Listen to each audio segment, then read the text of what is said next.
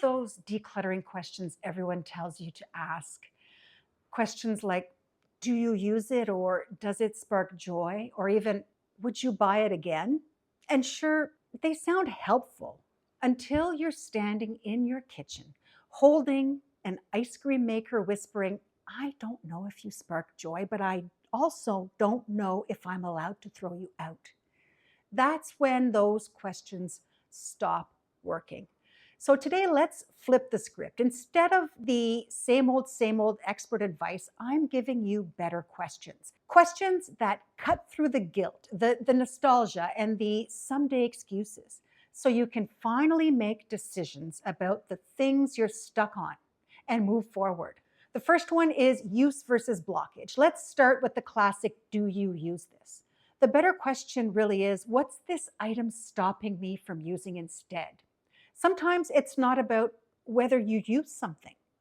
It's about the fact that keeping it is preventing you from enjoying your home the way you actually want to. Think about that chair in the bedroom, that, the one I had it anyway, the one that's always piled with laundry. It's not just a chair, it's a blockade. You can't sit in it, you can't enjoy the space, and it nags you every time you see it. So the next time you're stuck, ask yourself, what's this stopping me from doing? You might realize it's not worth the trade off. And while we're talking about trade offs, let's get into the emotions that attach themselves to things. We're talking joy versus guilt. Experts ask, does it spark joy? But let's flip it. Let's make it, does it spark guilt? For me, it was the ice cream maker. I had such a hard time letting go of my ice cream maker, not because I used it, but because of what it represented. I pictured myself as that Pinterest perfect parent making homemade natural ice cream with the kids, something wholesome we could do together. It would be beautiful. In reality, we were always too busy. The kids weren't interested, and that machine just sat in the cupboard collecting dust and making me feel like I was failing at being the perfect mom. That's what clutter does. It doesn't just take up space, it takes up emotional energy. Sometimes we're not keeping things because they bring us joy. We're keeping them because they remind us of the person we thought we should be. And that's no reason to hold on to something. Sometimes the question isn't about guilt, it's about whether we'd even choose something if it showed up in our life today. Let's talk about buying again versus making space. The experts say, would you buy this again? And the better question should be, if I didn't already own this, would I fight to make space for it today? Here's my example, wine glasses. And not just a few. I had wine glasses for every possible occasion. Red wine, white wine, the fancy bowl-shaped big ones, the stemless wine glasses, you named it, I had it. Here's the punchline. I haven't had a glass of wine in 2 years. I don't drink anymore. So why am I holding on to all of these wine glasses? If I walked into a store today, would I buy 12 different kinds of wine glasses? No. So why should they still get shelf space in my kitchen? This is the question that really makes you stop and think. Am I keeping this because I love it, or because it already snuck into my house and set up camp? But sometimes the trap isn't, do I use it or would I buy it again? Sometimes the trap is that sneaky little word, someday. So let's talk about someday versus reality. We've all said it. I could need this someday. But let's flip it to, when's the last time someday actually came true? My someday item was kitchen gadgets. At one point, I had a gadget for everything: pasta rollers, a bread machine, that ice cream maker. Each one came with the promise of a new hobby, a new ritual. Someday I'll get around to this.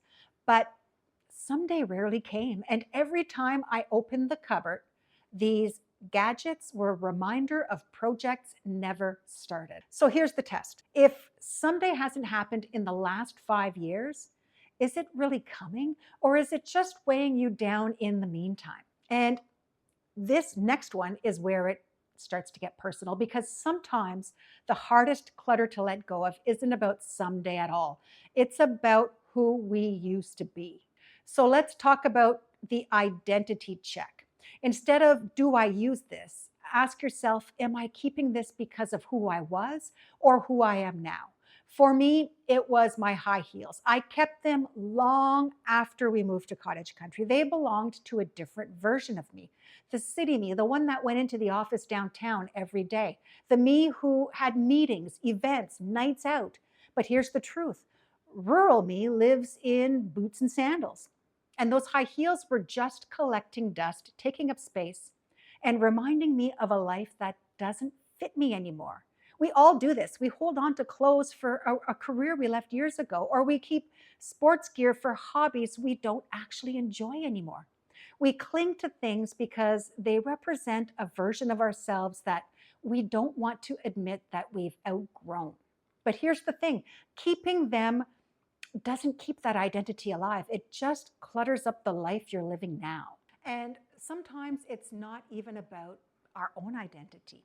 It's about family or the people we've loved and lost and the things they've left behind. Let's get into obligation versus choice. So forget the question, is it valuable? Ask yourself, am I keeping this because I want it or because I feel obligated? This one is a really tough one for me. My great aunt knit socks for me. She knit them for everyone, but the ones that I have left don't fit. My kids don't like them, but they're a tangible connection to her. So I've kept them tucked in a drawer for years. And every so often, when I'm pulling out some socks, I brush past them and I feel what? Sadness? Guilt? Maybe a little of both. But here's the question I have to face: are they really serving me? Is stuffing them in a drawer, never wearing them, never seeing them, really honoring her? Or is it just another way of holding on to grief? Clutter isn't always about our stuff. Sometimes it's about that emotional work of carrying things we don't actually need. And that's where the next question comes in. Because sometimes the best way to make a decision is to imagine your future self. So this is the future self test. Don't ask, will I regret getting rid of this? Instead, ask, will my future self thank me for keeping this or for letting it go? For me, it's books. They're my weakness. I love them and I struggle to part with them because it feels like I'm giving away the stories or the characters or the people who live in those pages. I don't know. It's an issue for me. But the truth is, I almost never reread them. And when we've moved, those boxes of books have been the heaviest, most exhausting part. So I picture my future self hauling those boxes up another set of stairs. Is she going to thank me for keeping them or thank me for finally letting them go? That perspective makes the choice a lot clearer. And that brings us to the toughest question of all, the one that strips everything else away and forces you to see what's really important. Let's look at the mortality lens. Experts might ask, is this still good? But flip it to, if I were gone tomorrow, would anyone I love actually want this?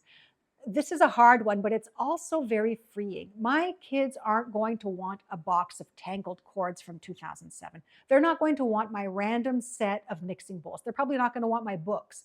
What they will want are the photos, the letters, the pieces that actually hold meaning. And once you see your things through that lens, it's clarifying. It's not about minimizing for the sake of it. It's about making sure what stays behind actually matters. So the next time you're standing in your hallway, clutching something you can't decide about, forget the old script. Flip the question. Is it blocking you from living a better life? Does it spark guilt? Are you keeping it out of obligation or because it belonged to a version of you that doesn't exist? When you start asking better questions, decluttering stops being agonizing. It actually becomes clarifying. And here's the thing: the same way you stop questioning your stuff, you also stop noticing those little flaws in your home. The paint patch that you swore you'd fix, or the closet door that sticks. You don't see them anymore, but others do. That's what I cover in my next video. Click here and let's talk about the blind spots hiding in your home. I'll see you over there.